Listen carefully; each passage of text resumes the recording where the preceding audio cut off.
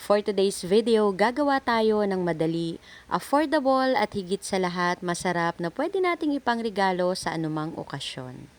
Gusto mo rin ba?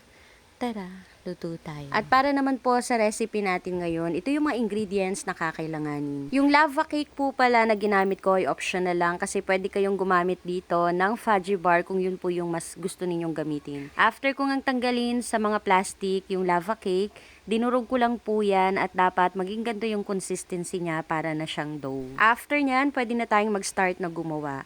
Para naman po dito sa ating gagawing dessert, pwede po kayong gumamit dito ng kahit na anong measuring cup or spoon at nakadepende po yan kung gaano kalaki yung gusto ninyong gawin. Pero dito po sa gagawin ko, 2 tablespoon po yung ginamit ko.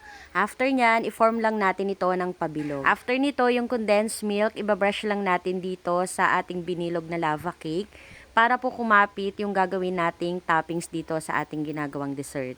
Ilagay lang natin sa ibabaw yung pinaka-design ng ating ginagawang dessert, then i-roll natin dito sa mga sprinkles. After nating magawa lahat, ilalagay natin ito sa cupcake liner. At para naman po sa packaging ng ating ginagawang dessert, pwede po kayong gumamit dito ng microwavable container or any box or gift box na gusto ninyong paglagyan.